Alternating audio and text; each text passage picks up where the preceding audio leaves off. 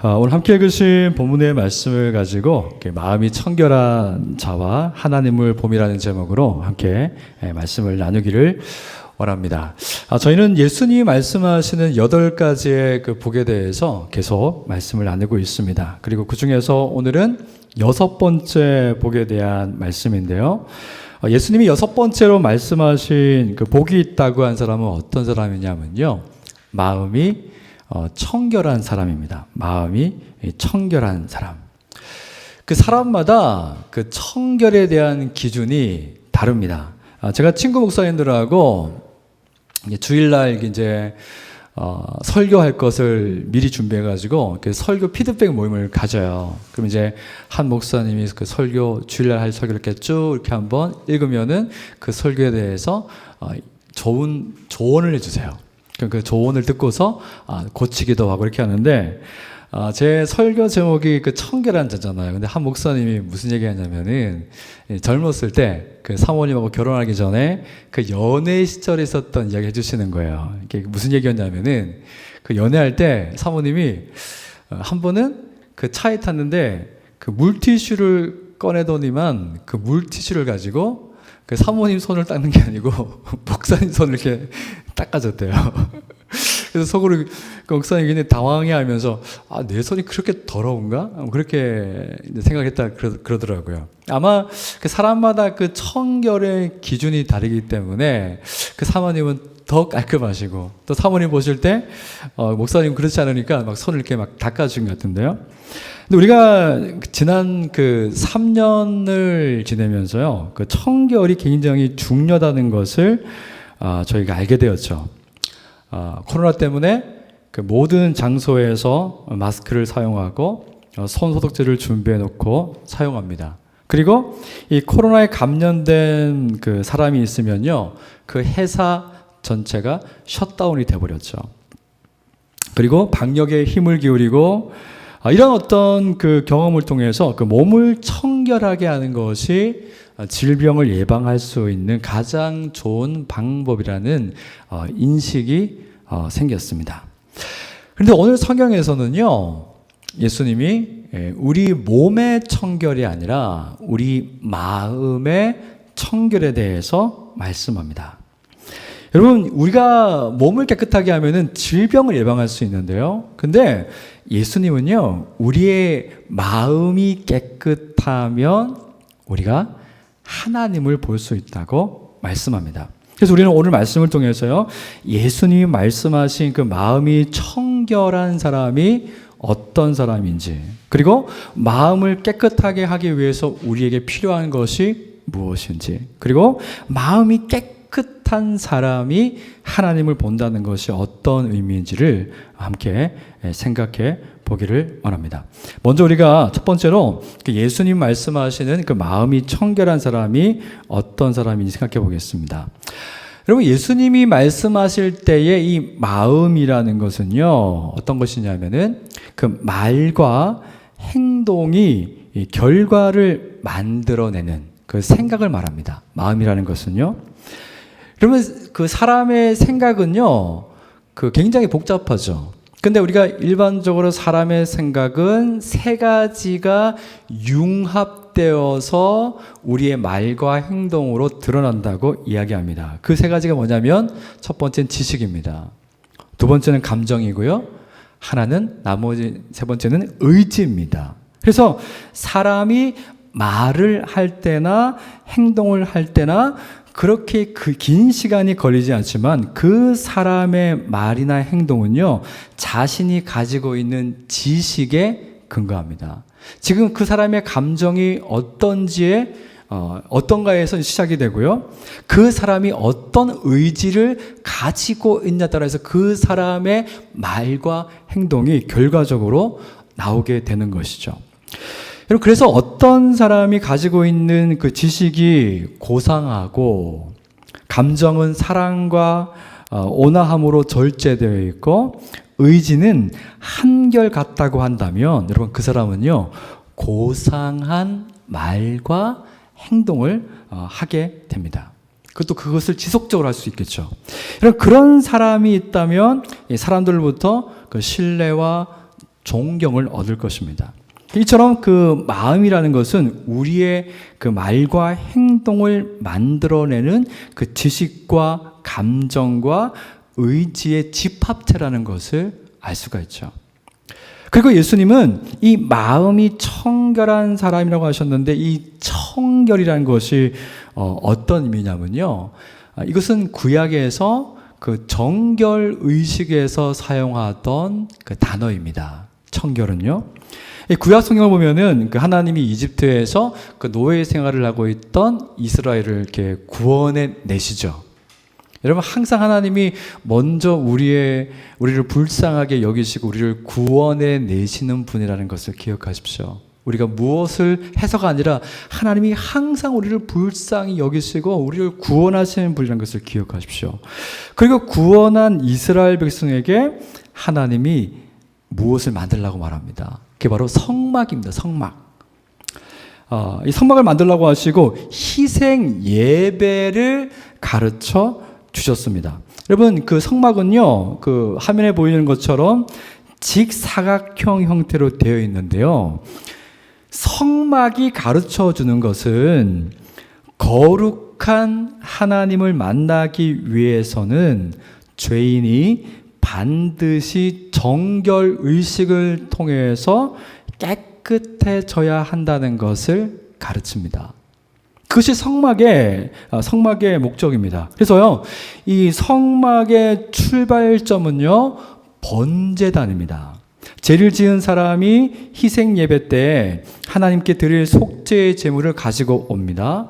그러면 제사장들은 그 번제단 앞에서 그 죄를 전가시키는, 사람의 머리에서 짐승의 머리에다가 이렇게 죄를 전가시키는 행위를 하고, 그 사람이 보는 앞에서 짐승의 목을 따고 배를 가르고 내장을 끄집어내고 모든 사지를 끊어냅니다. 그리고 그것을 번제단에서 불태웁니다. 그리고 그 번제단에서 제물이 다 탈 때까지 그 사람이 보고 있습니다. 그리고 그것이 다 태워졌을 때 선언하죠. 당신의 죄가 사함받았다고.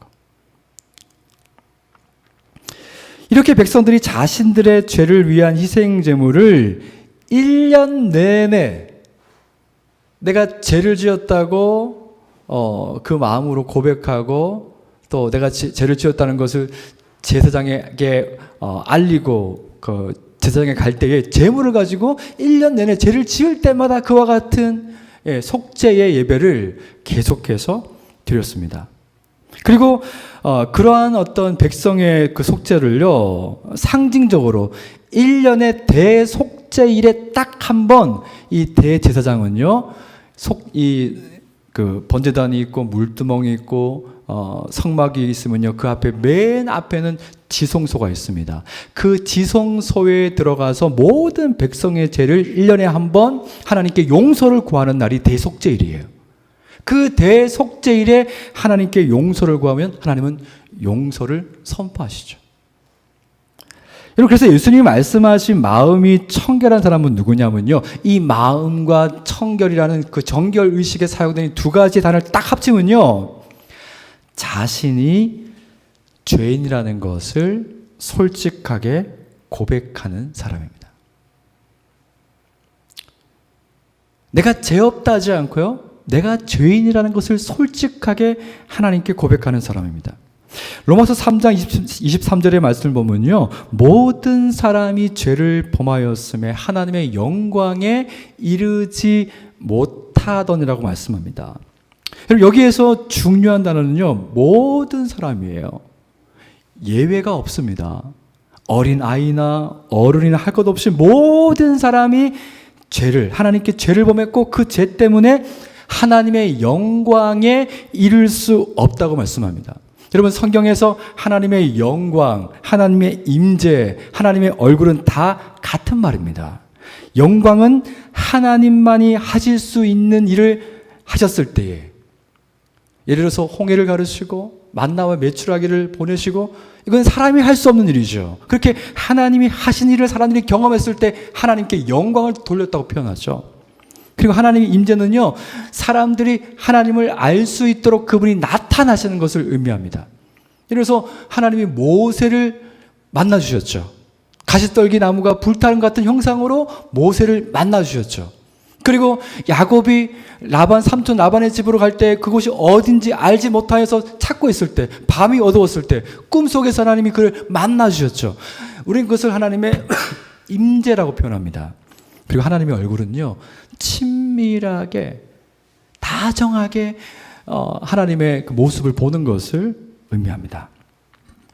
여러분, 이렇게 하나님은 여러 가지 모습으로 우리에게 나타나시는데요. 하지만 모든 사람이 죄를 지어서 하나님의 영광을, 하나님의 그 임재를, 하나님의 얼굴을 볼 수 없습니다. 여러분, 우리는 이 현상을 굉장히 의미 있게 생각해야 됩니다. 여러분, 왜 우리가 하나님을 볼 수가 없을까요? 이유는요, 하나님은 거룩한 분이기 때문입니다. 왜 이것을 잘 알지 못하면은 우리가 하나님을 왜 인식하지 못할까? 왜 하나님을 믿지 못할까? 이런 어떤 오류에 빠지게 되는데요. 하나님은 거룩한 분이기 때문입니다. 여러분, 거룩은 하나님이 가지고 있는 고유한 성품이고 속성이에요. 여러분, 하나님이 처음 아담을 만들었을 때 아담은 거룩했을까요? 거룩하지 않았을까요? 거룩했습니다. 하나님의 형상으로 지음받은 아담은 거룩했습니다. 그래서 아담도 죄를 짓기 전에는 하나님의 형상을 닮은 거룩한 존재였어요. 하지만 아담이 불순종했을 때 하나님을 닮은 거룩을 잃어버리고 그 거룩이 차지했던 자리를 대체한 것이 뭐냐 하면은 바로 죄입니다. 이 거룩이 있어야 될 그 자리를 대체한 것이 죄이죠. 여러분, 죄는 어떤 속성이 있습니까? 끊임없이 악을 추구합니다. 악한 것을 추구합니다. 그리고 악한 그 행동은 결과를 만들죠. 죽음이라는 결과를 만듭니다. 이제 불순종하여서 죄인이 된 사람은요, 본질적으로 하나님께 갈 수가 없어요. 여러분, 이것은 자연스러운 현상이 되어버렸어요. 그냥 우리가 정서적으로나 감정적으로나 내가 죄를 지었기 때문에 하나님께 갈 수가 없지, 이 정도가 아니고 그냥 물리적인 현상이에요. 자연의 법칙이에요. 거룩하신 하나님의 소송 앞으로 죄인은 갈 수가 없어요. 마치 큰 담이 있는 것처럼, 큰 벽이 있는 것처럼 하나님께로 갈 수가 없습니다. 여러분, 여름날 그 부패한 음식을 집에 하루 정도 묵혀 놓아 본 적이 있으세요? 최근에 저희가 음식이 이렇게 이제 봉지에다가 그 음식물 모아놨는데 안 버리고 하루를 놔두니까 그 냄새가 얼마나 심한지 견딜 수가 없는 거예요. 그래서 제가 막 아침 일찍 눈 뜨자마자 이제 갖다 버렸거든요. 여러분, 여름날 부패한 음식은요, 분리수거를 해야 합니다. 여러분, 그 죄로 부패한 우리는 이제 자연의 섭리처럼 하나님과 분리가 되었습니다. 이게 현상이에요, 현상. 우리가 불순종하고 우리 안에 있던 거룩이 사라져버리고 죄가 그 자리를 대체했을 때 우리에게 일어나는 현상이죠. 그래서 하나님을 아는 지식이 함께 사라져버렸습니다. 하나님을 알려고 하지도 않습니다. 그것이 죄의 결과입니다. 죄의 모습이죠. 여러분, 태양의 그 표면 온도가요, 5,800도라고 해요. 여러분, 5,800도라는 그 온도는요, 태양의 속성이죠. 다른 지구나 다른 별이나 행성은 그렇게 뜨겁지가 않습니다. 그런데 태양은 5,800도의 속성을 가지고 있는 거예요. 그래서 5,800도의 태양에 가까이 가면 무엇이든지 다 타버리고 녹아버리고 죄가 되어버립니다. 마치 태양처럼 거룩은 하나님의 속성입니다. 하나님이 우리를 불결하게 여기셔서 불을 뿜어서 우리를 태우는 것이 아니에요. 하나님의 거룩은 그분의 속성이기 때문에 타락하여 거룩하지 않은 존재가 하나님 앞에 서게 되면, 하나님을 만나게 되면 그는 죽습니다. 그래서 하나님이 가까이 오지 말라고 말씀하시죠. 완전히 그 자신의 거룩함을 보여주지 않고 모세를 덮음으로 그 하나님이 지나가시죠. 그분이 우리에게 완전한 그분의 거룩함을, 죄인에게 그분이 자신의 완전한 거룩함을 드러내지 않는 것은요, 죄인에 대한 하나님의 배려입니다. 우리가 다시 거룩한 하나님의 영광과 임재와 얼굴을 보기 위해서는요, 그럼 어떻게 해야 될까요? 여러분, 사람이 스스로 이 일을 해결할 수 없습니다. 그래서 우리를 긍휼하게 여기시는 하나님이 우리에게 자신의 선하고 옳은 말씀을, 하나님의 말씀을 주셨어요. 그리고 그 말씀대로 살아라고 말씀합니다. 근데 하나님이 말씀 주셨을 때 그 말씀대로 살지 못한다는 것을 알고도 주셨어요. 왜 그럴까요? 말씀이 있어야 내가 죄인인 것을 알거든요. 말씀이 없으면 기준이 없어요. 근데 하나님 우리에게 말씀을 주시면서 그 말씀을 못 지킬 것을 알면서도 말씀을 주셨어요. 그리고 그 말씀을 지키라고 말씀합니다. 그런데 못 지키는 거 하나님이 아시죠?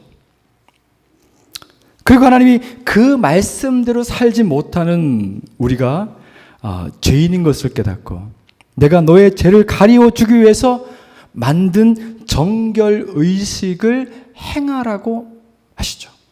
그것이 바로 성막이 존재하는 이유입니다.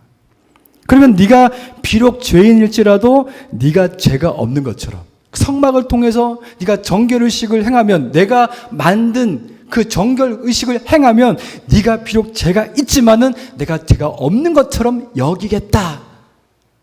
이것이 하나님의 자비이고 하나님의 은혜이고 하나님이 우리에게 성막을 주신 이유이죠.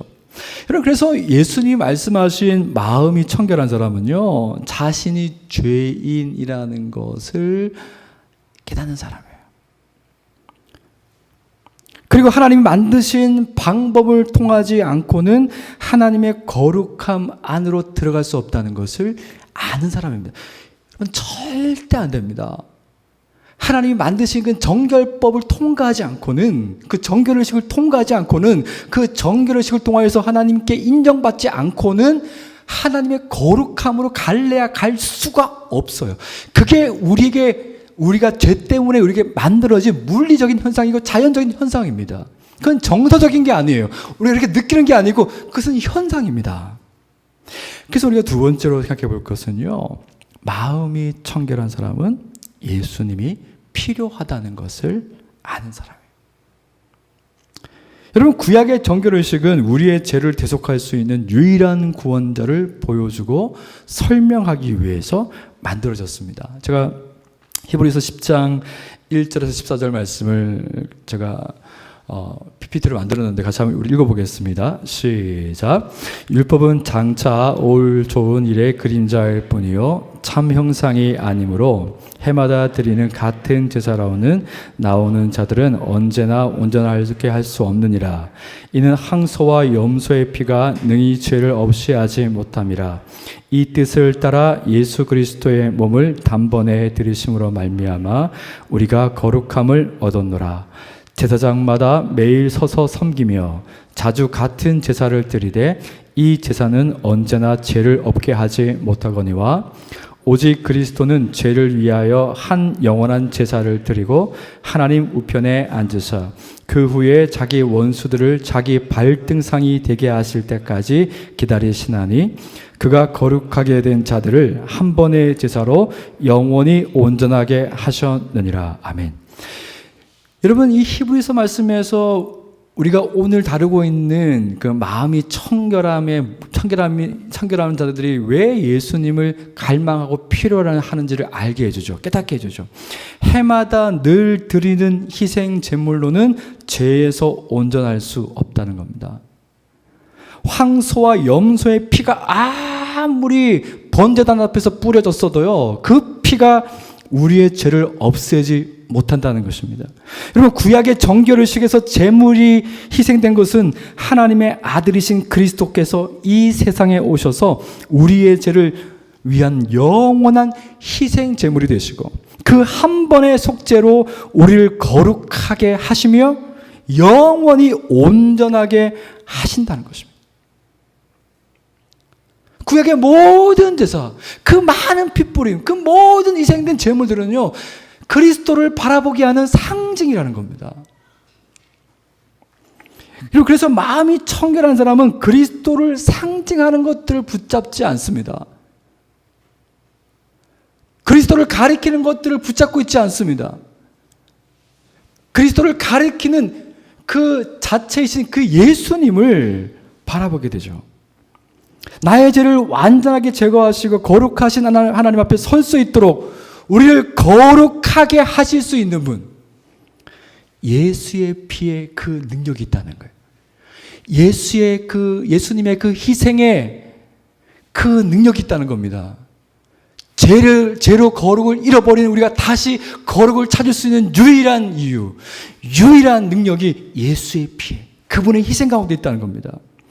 우리를 온전히 할 수 있는 것은, 하나님 앞에 온전하게 우리를 세울 수 있는 것은 오직 예수의 피뿌림밖에 없다는 것입니다. 그 예수님이 한 번 죽으심으로 말미암아 우리는 거룩하게 되었고, 우리는 하나님 앞에 영원히 받아들일 수 있게 되었다는 것입니다. 어떻게 그것이 가능합니까? 우리 그것을 어떻게 믿을 수 있습니까? 여러분, 요한복음 14장 26절의 말씀 보면요, 보혜사 곧 아버지께서 내 이름으로 보내실 성령, 그가 너희에게 모든 것을 가르치고 내가 너희에게 말한 모든 것을 생각나게 하리라. 여러분, 예수를 믿는 사람들에게 주님은 자신의 이름으로 성령님을 보내시고요, 성령님이 우리 가운데 오시면요, 그분은 영이신데요, 우리는 영과 육체로 되어 있지 않습니까? 그 하나님의 성령께서 오시면요, 눈에 보이시진 않지만 그 하나님의 영이신 성령님께서 우리에게 오시면 우리의 영을 건드리세요. 우리가 예수를 나의 구주로 영접할 때에 그 성령님이, 그래서 성령님의 별명이 능력의 하나님이잖아요.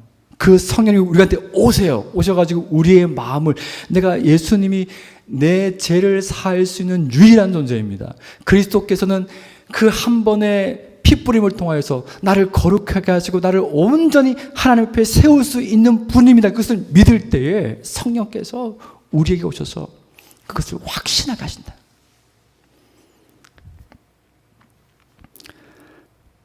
여러분, 예수님은 자신을 믿는 자들을 변화시킬 수 있는 분입니다. 제가 아까 말씀드렸지 않습니까? 우리는 죄 때문에 속성의 변화가 일어났어요. 그냥 타락한 겁니다. 존재론적으로 완전히 변질된 거예요. 부패한 거예요. 근데 그 부패를 돌릴 수 있는 것은, 다시 회복시키고 고칠 수 있는 것은 예수의 피밖에 없다는 거예요. 그래서 주님이 이 땅에 오셨습니다. 여러분, 그렇지 않다면 다른 방법이 있다면 주님께서 오실 필요가 없겠죠. 근데 주님이, 흠없으신 하나님의 아들이 우리를 위해서 그 일을 이루셔야만 했습니다. 그래서 우리는 예수님을 믿음으로 말미암아 우리의 존재가 바뀌는 거예요. 예수님을 영접함을 통하여서 우리의 인식의 변화가 생깁니다. 우리 앞에 있던 죄로 인해서 큰 벽이 있었다면 그 벽이 예수를 믿는 순간에 사라져 버리는 겁니다. 이건 영적인 일이죠. 우리가 3차원적인 사람이었다면은 우리가 예수를 믿는 순간에 차원을 넘나드시는 하나님이 우리에게 찾아오시는 거예요. 우리의 불신앙과 그 모든 것을 다 밀어내시고 우리에게 확신하는 믿음을 주시는 겁니다. 그렇게 우리의 존재가 바뀌는 겁니다. 그래서 우리는 그 예수님 때문에 다시 하나님을 볼 수 있다는 거예요. 하나님의 영광과 하나님의 임재와 하나님의 얼굴을 볼 수 있다는 겁니다. 그리고 마지막으로 우리가 살펴볼 말씀은요, 마음이 청결한 사람은 예수님을 통해서 하나님을 본다는 거예요. 근데 이 본다는 단어가 되게 실제적인 의미가 있습니다. 이 본다는 단어가 어떤 뜻이냐면요, 실예로 우리의 삶에서 직접적으로 경험한다는 뜻입니다. 본다. 그러니까 눈으로 우리가 저 멀리 있는 것을 본다는 의미가 아니고요, 그냥 바라만 보는 뜻이 아니라 내 삶에서 직접 경험한다는 거예요. 우리가 예수님을 통해서 그 예수님을 우리의 죄를 위한 구주로 우리가 영접할 때에 우리의 존재가 바뀌어서요, 하나님을 보게 된다는 뜻입니다. 실제로 경험한다는 거예요. 그래서 이 하나님을 본다는 것을 이렇게 해석할 수가 있습니다. 이것은 예수님을 통하지 않을 때는 우리가 죄인이기 때문에 우리의 영이 하나님의 영광에 이룰 수 없습니다. 그런데 우리가 예수님의 희생을 통해서 그분 때문에 거룩해지고 완전해지면, 사실 이게 또 이야기하면 말씀이 길어지는데, 여러분, 이 거룩함과 이 완전함은 우리의 것이 아닙니다. 그래서 성경은 예수로 옷 입는다고 그러잖아요. 우리는 여전히 죄의 속성이 남아있어요. 근데 우리가 예수를 믿는 순간에 예수님께서 자신의 의를 우리에게 주시는 거예요.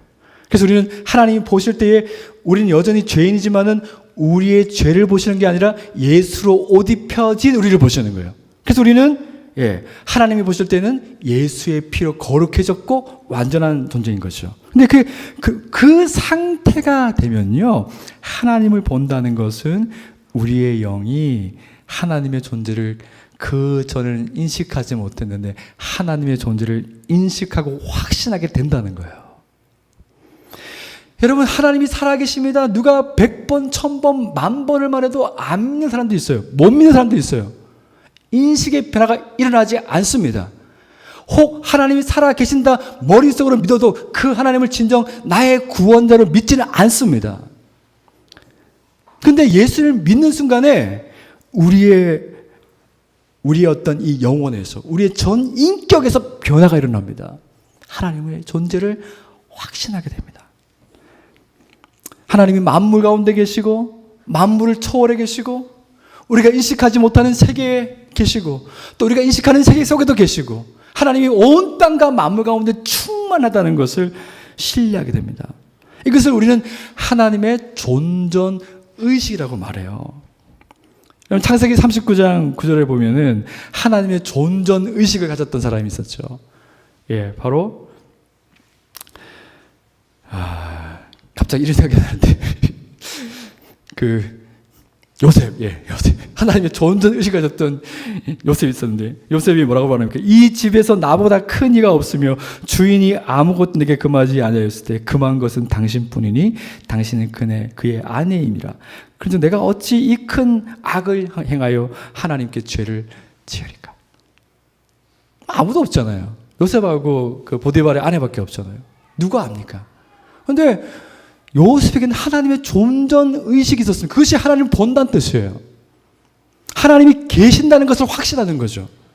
지금 여기에 보디발의 아내와 남아있는 것이 아니고 하나님이 여기에 계신다는 것을 확신하니까 어떻게 죄를 짓습니까? 못 짓죠. 여러분, 그리고 하나님을 본다는 것은요, 하나님의 거룩함을 닮고 싶은 열정으로 채워진다는 것을 뜻합니다. 미국의 한 신학교에서 교수님이 학생들에게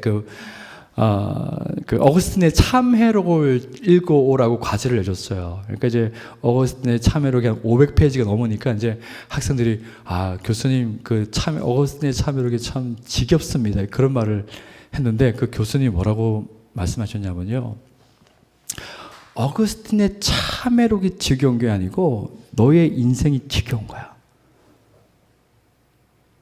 이 어거스틴의 그 참회록을 보면요, 어떤 내용들이 있냐면은 어거스틴이 그의 기억력으로 끄집어낼 수 있는 가장 어렸을 때의 유아기 때의 모습까지 다 끌어내가지고 자기가 생각나는 모든 죄를 하나님 앞에 고백하기 시작합니다. 심지어 어떤 표현이냐면요, 내가 어머니의 젖을 빨 때 그 젖을 빨 때조차도 내 욕망이 있었고 그것이 자라서는 다른 죄의 욕망으로 바뀌었다고 이렇게 표현하면서 자신이 기억하고 있는 모든 죄들을 다 끄집어냅니다. 근데 여러분, 그 어거스틴이 그 성자라고 표현하잖아요. 거룩한 사람을 표현하잖아요. 근데 그가 그 죄를 고백하는데 왜 그를 거룩한 사람이라고 표현했을까요? 여러분, 죄인이 언제 죄인이 되냐면요, 하나님의 거룩함에 다가설수록, 하나님의 거룩함 앞으로 나아갈수록 내 죄가 드러나거든요. 하나님의 말씀 앞에 깊이 나아갈수록, 하나님의 말씀을 깊이 볼수록 내 죄가 드러나거든요. 내가 죄인으로 소이다. 베드로가 예수님 앞에 그렇게 고백했던 것은요, 그가 전능하신 하나님이라는 것을, 예수님이 전능하신 하나님이라는 것을 그가 깨달았을 때 그가 모든 것을 보시기 때문에 그 삶에 자신이 지었던 모든 죄를 그분이 알고 계신다는 인식을 가지기 시작하면서 그는 나는 죄인이니까 나를 떠나십시오. 사도 바울이 얘기하지 않습니까? 내가 죄인 중에 괴수라고. 여러분, 거룩하신 하나님 앞에 갈수록, 그분께 다가갈수록 내가 죄인이라는 것을 더 깊이 깨닫게 됩니다. 여러분, 그래서 내가 죄인이라고 고백할 수 있는 그 고백은요, 하나님께 가까이 가고자 하는 거룩한 열망을 가진 사람들만이 내가 죄인이라고 고백할 수 있습니다. 이런 거룩함, 하나님의 거룩함에 다가가고 싶은 열정을 가지는 것이, 그것이 바로 하나님을 본다는 의미입니다. 여러분, 그래서 하나님을 본다는 것은요, 우리가 성경에서 많은 것을 해석할 수 있지만요, 하나님을 본다는 것은 하나님과 영적으로 가까워져 있고, 하나님께로 내 삶을 방향전환했고, 하나님의 말씀을 따름으로 내 삶이 그분이 원하시는 방향으로 따라가고 있다는 것을 의미하죠. 그래서 내가 하나님께 속해 있다는 것을 확신하는 것입니다. 이것이 하나님을 보는 거죠. 그래서 여러분, 하나님을 보는 사람은요, 누가 우리에게 어떤 얘기를 해도, 이 세상의 사람들이 따르는 그 가치를 아무리 얘기해도 그 사람은 하나님을 보고 있기 때문에 그 가치를 따라가지 않습니다. 하나님이 살아계시고 그 하나님의 살아계신 하나님 앞에 내가 있기 때문에 그 하나님을 닮고 싶어하고 그 하나님의 말씀을 쫓아가고 싶어하죠. 그것이 하나님을 보는 것입니다. 여러분, 말씀 맺겠습니다. 오늘 마음이 청결한 자는 복이 있다고 하시는 말씀은요, 내가 죄인이라는 것을 인정하는 것입니다. 여러분, 우리가 우리의 본질을 알고 그 본질을 인정하는 것이 얼마나 큰 은혜고 얼마나 큰 복인지를 아셔야 돼요. 우리의 본질을 아는 것이 얼마나 큰 은혜인지 모릅니다. 내가 무엇을 해도 나의 노력으로 거룩해질 수 없다는 것을 인정하십시오. 구약에 그 숱한 제물이 드려졌지만 그 피로는 죄를 없이 할 수 없습니다. 그리고 하나님이 우리를 구원하기 위해서 만드신 정결법, 곧 그리스도를 나의 유일한 구원자로 영접하십시오. 그리스도를 영접할 때 우리는 그리스도 때문에 거룩해지고 완전해져서 하나님을 볼 수 있게 됩니다. 여러분, 하나님을 볼 수 있게 되면요, 이제 우리의 삶이 완전히 바뀌어요. 하나님이 나와 영원토록 함께 계신다는 것을 알고, 나는 이 땅에 사는 날 동안 그리고 영원히 하나님을 지향하고 하나님께로 내 삶을 전향했으니까 나는 이제 영원히 하나님의 자녀로 살아가는 거예요. 그 인생이 우리에게 얼마나 복된 것입니까? 여러분, 이 한 주 동안에 하나님을 보는 은혜가 있으시기를 축복합니다. 그리스도를 통해서 하나님을 바라보는 그 은혜가 이 한 주간 우리를 붙드는 은혜가 성령님 안에서, 우리 아버지의 국률 안에서 우리에게 나타날 것을 기대하고 신뢰합니다.